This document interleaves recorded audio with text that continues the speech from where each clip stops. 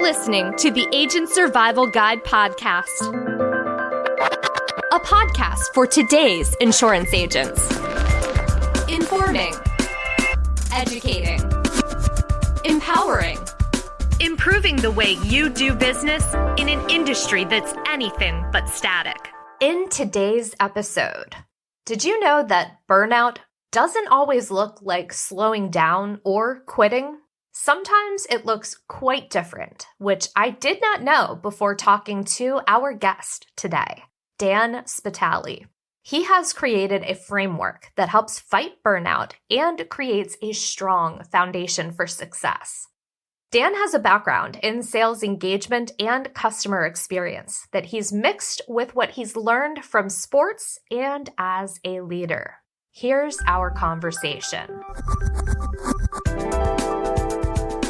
Today's guest here on the Agent Survival Guide podcast has a background in sales, engagement, and customer experience. And he's combined all of that with what he's learned from sports. He's turned that into a leadership framework. He's written a book. He coaches leaders.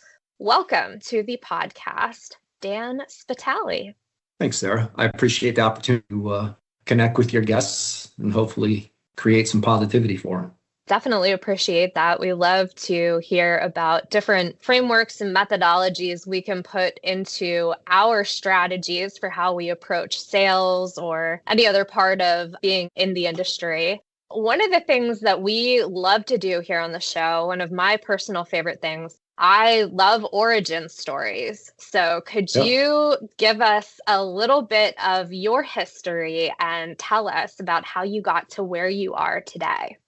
Yeah, I'd be happy to. So from a professional side, you had mentioned the connection to athletics in the past. That is clearly a part of this. From a corporate perspective, spent 25 years at a large Fortune 50, leading different commercial teams and sales teams across logistics, fintech, and insurtech, which obviously was part of the connection here for you and I today. And the one thing that continued to play itself out was performance matters every single day. So for all the guests out there, it's what's happening, right? It's what are you going to do today that's better than yesterday? The one thing that became very clear during this 25-year process of kind of studying the greats and seeing what works and what doesn't, whether you're a global executive or an agent sitting across from a client, it's really, really deeply human. It's human on both sides. So started taking some of the professional takeaways coupled with some of my experiences as an athlete. I was a competitive powerlifter for 15 years after being a collegiate athlete. So you learn a lot about discipline. You learn a lot about structure.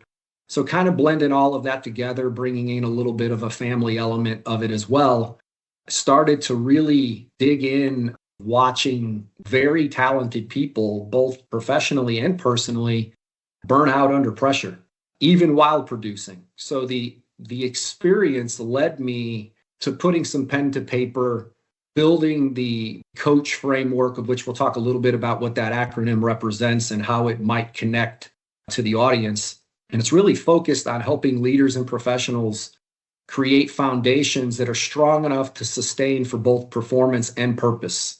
And a lot of the burnout that we experience as human beings has to do with a loss of purpose over a period of time. And sometimes we don't even realize that that's the case. And it is a long run kind of thing.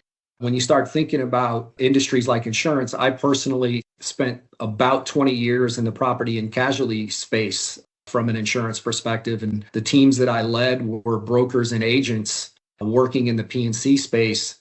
Longevity is everything. And some of the things that really ultimately mattered to the teams that I led and some of the observations that I had from other industries as well in insurance, commission pressure.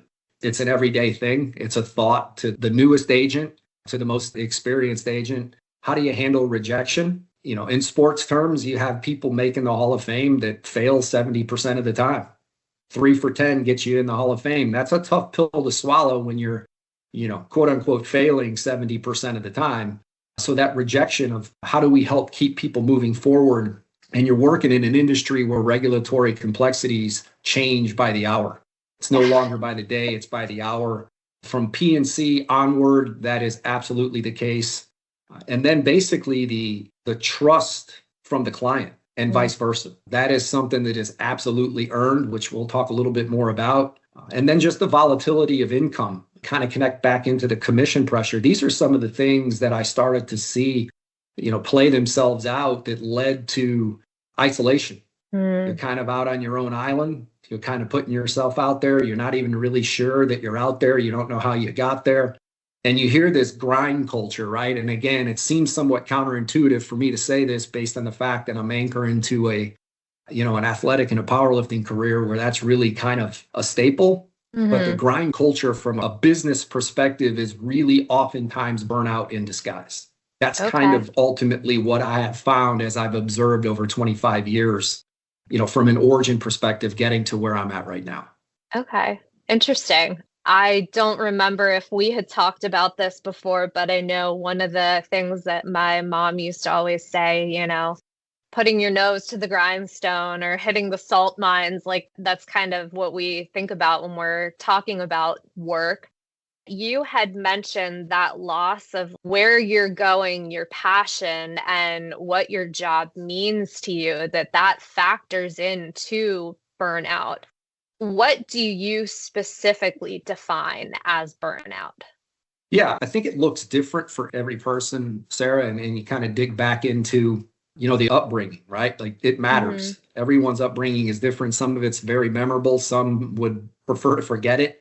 But at the end of the day, the stories always start at home.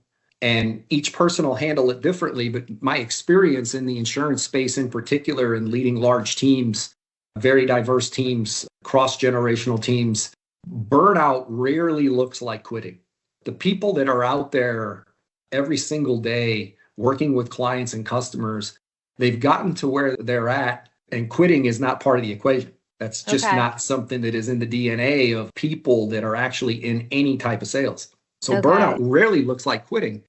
You have production happening, but in disguise, kind of back into the origin story of you see a loss of energy, you see a loss of belief.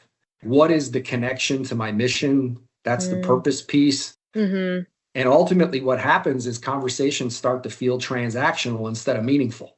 Kind of just going through it, checking the box. And what gets dangerous in any profession, let alone one where you're protecting families and businesses, is that it's a trust-based profession. And that cannot be a box checking exercise. It can't be transactional. It always needs to be meaningful. So that's what I see as burnout in the insurance and the commercial space in particular. Very rarely do I see it as quitting. I see all of these things happening in a latent way underneath the surface. So if we're seeing that or experiencing that, I guess it's probably the same if we're leading others, that if we start to notice some of those conversations lose that passion or that connection maybe that they once used to have, that it becomes just transactional. That's the same as far as our teams, how we can identify that too. Absolutely. You really hit on a key piece. You talk about the definition of burnout. One of the things that I try to hold myself to is if you have the definition and you understand it, how do you identify when it's happening? Right. It's a big deal, right?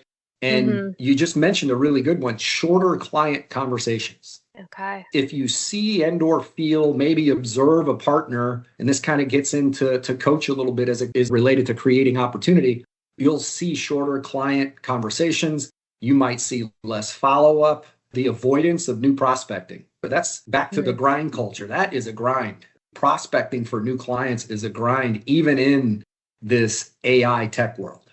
It is a grind. And one of the areas that I really saw play itself out as it relates to identifying, and these are somewhat connected, is cynicism about the industry. Oh. And it becomes like very connected into, well, did you hear about this regulatory compliance update or this edit or whatever it might be? It starts to be somewhat cynical because that burnout is happening under the surface and you're kind of looking for something to grab onto. Interesting. I don't know that I would have identified that because I feel like you see that a lot online in the comment section. Yeah. And this is thankfully, quite some time ago, I had a couple of mentors that really, they stressed the importance of studying the greats, whether that was, a family member, a coworker, a boss, a classmate, whoever it might be. And I took them up on the advice because these two people didn't know each other and they were about 5 years apart and they gave me similar advice. And the cynicism of the industry, I watched this start to play out in some of our best P&C agents. Okay. It was kind of almost a handover of an excuse of why things are happening the way they are. Yeah. And it starts to isolate themselves from their peers because they start to feel that it's negative and they don't want to be around negativity, right? So I started to see these people, their production would hold up for a while, but what ultimately happened is their pipeline, their passion, their purpose, it started fading pretty fast. Okay. And these were some of the identifying key elements of this person's in a stage of burnout in he or she's own way. Yeah. Yeah. So once we identify that or we start to see that, how can we course correct and figure out how to help either ourselves or someone that we are leading? Yeah. So there's really no A plus answer. There's really no right or wrong answer because each person responds differently. But I would say there's 3 areas that I was able to observe and really was taught over time. And in some cases, lessons learned, right? Which is the most effective way to learn. Right. So the first one would be reconnecting to a purpose, understanding that you're not just selling policies, you're protecting families and businesses. Like the family piece is so huge. Like that is such a strong level of purpose that oftentimes us as just humans in general, but in particular, top level producers in any commercial space, let alone a client facing insurance, is that is a big, big part of purpose. But oftentimes in the world of instant gratification that we're all in, it becomes selling policies, and we're not selling policies, we're protecting families and businesses. Right. So that reconnecting to purpose is one of them. Rebuilding community. So isolation will accelerate burnout much faster than rejection. Right. Like every single time. And I'm not even sure who said this. So anonymous quote, misery loves company, right? Yep. I couldn't tell you who said it either, but I think we've all heard it. Yeah. Yeah. I mean, it's true. Unfortunately, it is true. Because if you find someone else that is going to feel the same kind of negative thoughts, you can go find 10 or 20 others too. So rebuilding that community about who you surround yourself with, those 5 people, your board of directors, like who are you surrounding yourself with to rebuild the community to help pull you out of this burnout stage? And then I think the last one, creating a sustainable rhythm and cadence. What are you doing to amp up your self-care? Is it a walk a day? Is it a weight session a day? What is it that you're ultimately creating to give you these rhythms to recalibrate your own algorithm? I had just recently a close former colleague spent 30 years in the P&C space in a couple different verticals. And he said to me, long careers beat short spikes of production. And one is much easier to chase than the other. It's the short spikes of production, right? Like that's the instant gratification that we're all up against right now. And then he said one other thing, and this is a brilliant, brilliant guy. Great leaders and agents think in decades, not quarters, which connects back into your protecting families, you're building client level trust. So reconnect with purpose, rebuild community, and create a sustainable rhythm and cadence. Those 3 things I watch kind of play themselves out over 25 plus years to be somewhat successful for those that are struggling with some latent burnout. Okay. Those all sound like great ideas and great things to focus on, especially bringing us back to that idea of the mission, not isolating. Isolating can do some really damaging things to us, and also making sure that, you're taking care of yourself and doing the things that you need to do. It's another famous quote that I couldn't tell you who said it, but you can't pour into others if you don't have anything left 100%. in yourself to give. Your book is called Raising the Floor. And that is an interesting statement because I feel like we're always talking about the ceiling, how to either get to this area, this point, or we're trying to break through the ceiling. Why focus on the floor? Yeah, I appreciate the question. I'll say this from an insurance perspective. I want to make sure we frame it up to some things that, and this would be true of anything commercial related, especially those that are working on a commission structure. That's a daunting thing to have out in front of you, right? And to your point, like, it's the ceiling. Like, you don't have a ceiling for compensation. You can make as much as you can sell. It all sounds great until you start going out and chasing the ceiling that doesn't exist. Yeah. Like, plans are not made for you just to blow them out and make tons of money. That's not how the commercial space works. Right. So you're thinking about bigger numbers, you're thinking about faster growth, you're thinking about more policies. But the one thing that ultimately gets lost in the instant gratification chase is the foundation isn't strong. It's about mindset, it's about habit, it's about support, it's about belief. Those are what ultimately sustain and last. And those are the boring things. Those are not the things that you want to talk about a lot because they're boring, right? Right. So, and you kind of said it, like chasing the ceiling. The observations that I have made over time is the strongest leaders and producers, they protect their ecosystem and the people around them that are producing in it. Yeah. And that connects back into the foundation, right? So raising the floor is where we're at today. That's real. We know where we're at today, right? The ceiling is fictitious because A, we've never been there. B, we can't see it. And C, quite honestly, the no finish line mindset is exhausting. Yeah. And you kind of end up tired and poor, right? That's the ceiling chase. Whereas delayed gratification, building the foundation, is how do we get 1% better every day? With today being the floor, how do we incrementally get 1% better every day? That's the idea of raising the floor and all of the fundamentals that go into creating a strong floor. Because as the floor elevates, you start thinking less and less about the ceiling because you're improving every day. Gotcha. That's really the gist of it. Okay. Now, the other part that you had mentioned earlier was the C.O.A.C.H methodology, the framework that you had come up with. It's actually title of the book after the colon. Can you kind of walk me through the methodology, what each of those letters stands for? Yeah, I'd be happy to. So this was, again, kind of connecting back into the origin story. This was from observation over 25 plus years across different areas of my life, obviously professionally included. And these 5 pillars were what I experienced some of the best just did organically. It was something that seemed to come natural to them. But as I sat and spoke with them, while there was some natural feel to it, they were very intentional in what it is they were doing for their teams and their clients. And the acronym of C.O.A.C.H played itself out over time. And it's the acronym of C.O.A.C.H that actually sets the foundation to raise the floor. Okay. That's the mix of them. So the first one is culture. And really what that is it's building environments or ecosystems that are rooted in trust, accountability, shared purpose. That's ultimately where it all starts. And you don't have to be a leader of a large team, even a small team. You can be an individual producer across any commercial space, and your environment is what you work in every single day. It's your client base, it's your geo territory.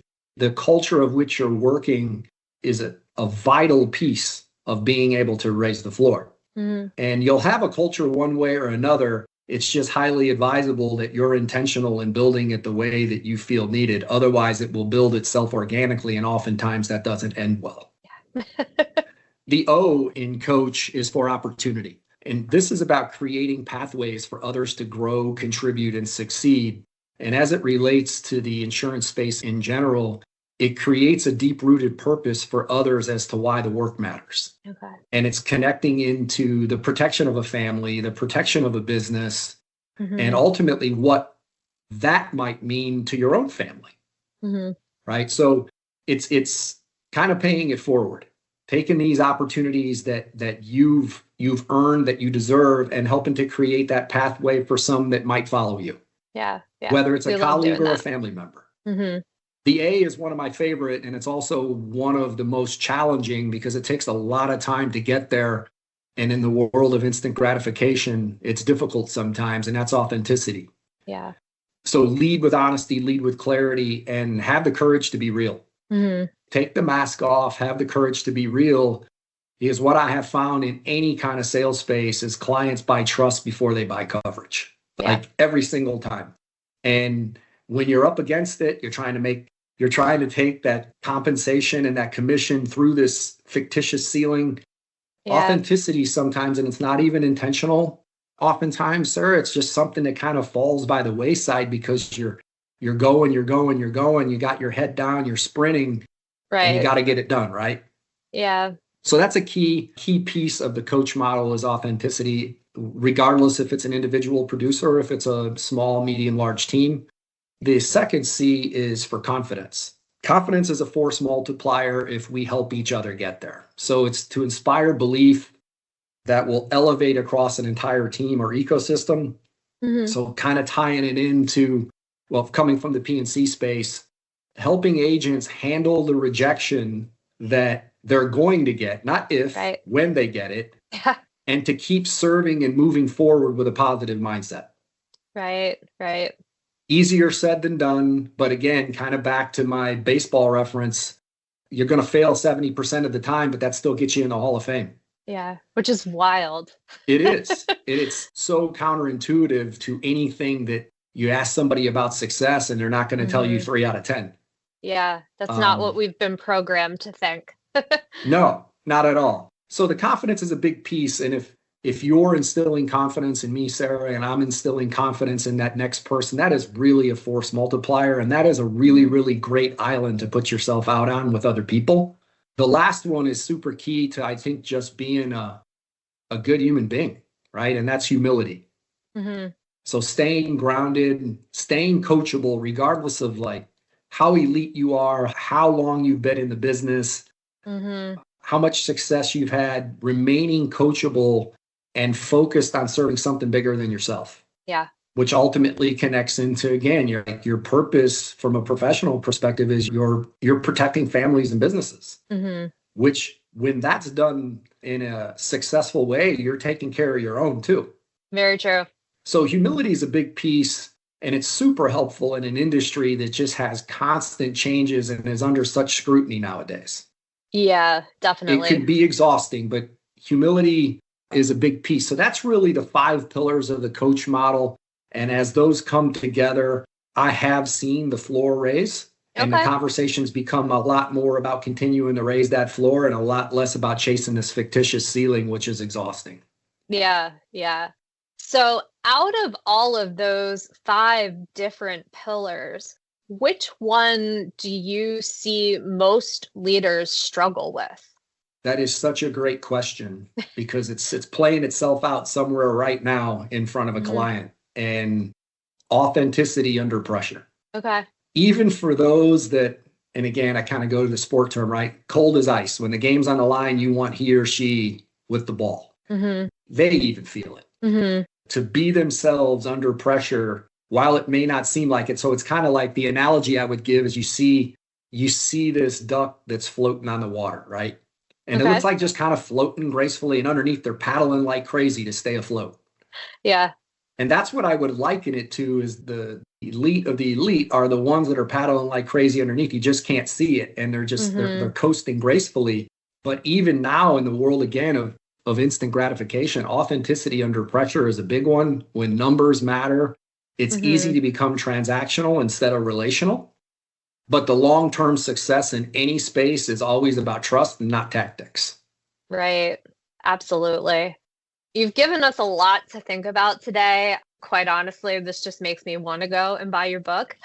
Appreciate that. Thank you. What is the biggest takeaway for agents who are listening today? What would you say is the one thing that you want them to take with them today? Yeah, so the biggest takeaway, as I put some thought to this, prior to us connecting here today, Sarah, the biggest takeaway is one that I wish that I could have given to myself about 5 or 10 years ago. And it's really, in not so many words, if you want a long, meaningful, profitable career in any space, let alone insurance, protect your foundation more than your production. Okay. Easier said than done.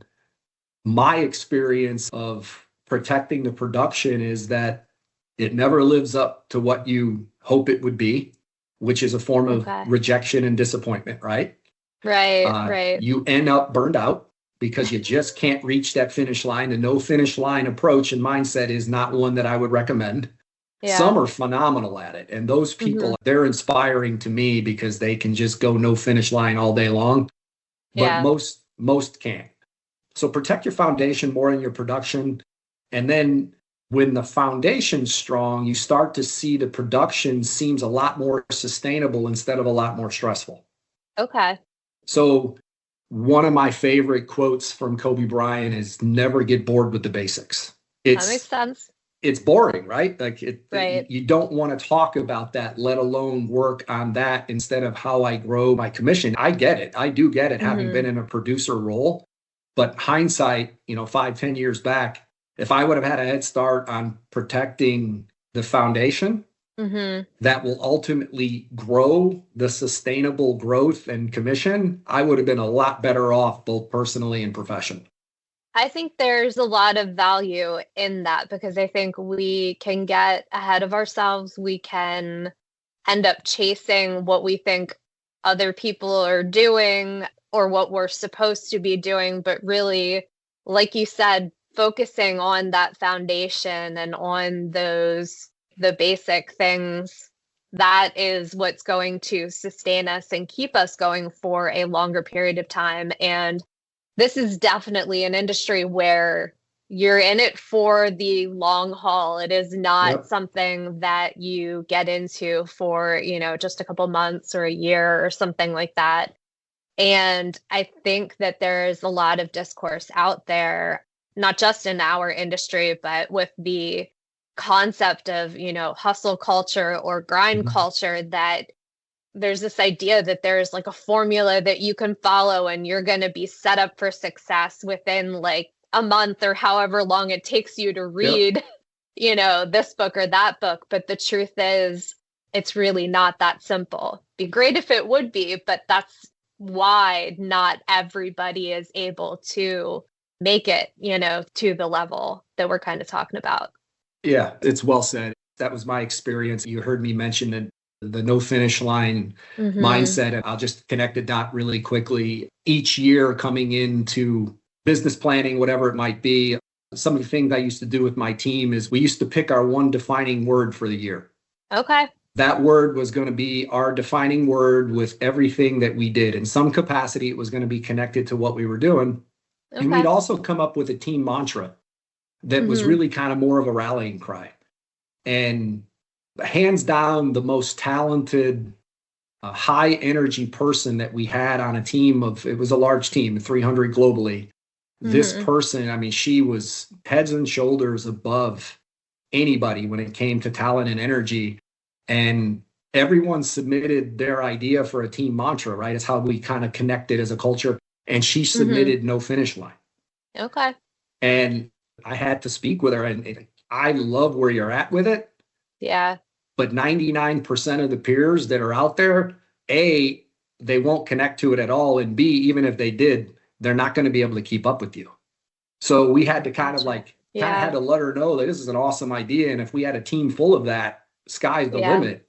But the reality is that you're kind of an outlier in this space, and the energy that you bring and the talent that you combine with that. Yeah. Because I saw that no finish line just kind of eat people alive over the course of 20 years and in that grind culture, to your point, Sarah. Yeah. So just some things observations and, production again is just so much more sustainable if it's built the right way with the foundation, and it becomes a lot less stressful, which is great for both the personal and professional life. Yeah, definitely. Dan, we had mentioned your book and we had mentioned the framework. Where can we find you and your work online if we're looking to do that after we listen to this episode? Yeah, I appreciate that. So my website is rtfperformancecoaching.com. Okay. And that'll link up to Instagram, Facebook, LinkedIn, and it'll also provide a link to Amazon for Coach Raising the Floor.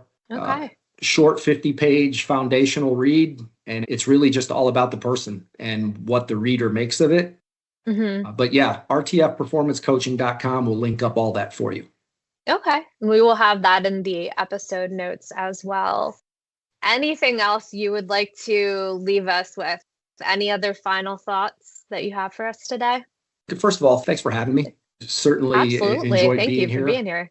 Yeah, I appreciate it very much. I think from a final thought perspective, and just to wrap up, remember that burnout doesn't show up when you stop producing. In fact, some will produce better when they are burned out because they are from that grind culture, which is really, really counterintuitive to a lot of what we've spoken about here today. My observation over time, the best leaders and agents, they don't grow the book of business, they grow the people around them, whether that's their team, whether that is their clients, or more importantly, the people that they go home to each night. Yeah. And those were some areas that I was able to observe over time. And it's really exactly why I started putting some pen to paper for Coach Raising the Floor. It's to give people an idea of a simple framework to sustain for both performance and people over time. And then kind of lumping it all together from these learnings from some people that have just absolutely done it the right way over time. And it was my opportunity now to start giving back and paying forward. Okay. We love that. We are big proponents of resources and education and trying to point out and teach in as many different ways as possible. So definitely love that. Thank you so much for being here today and for sharing all of your different ideas, thoughts, and the coach methodology with us. You're welcome. Thanks again, Sarah. Special thanks again to Dan Spitale for the interview. To learn more about Dan's coach strategy, Raising the Floor, and where to get your copy of Dan's book, visit the episode notes. We've got the links to do all those things, along with where you can find and follow him online. Thank you so much for listening to our show. If you liked this episode, if you found the information helpful, please let us know. We would love to hear from you. The Agent Survival Guide podcast is a production of Ritter Insurance Marketing, an integrity company. Special thanks to our guest, Dan Spitale. Recording and production by me, Sarah Ruppel. Podcast design by Urban Rivera. Like what you hear? Follow along with our show for more episodes like this one.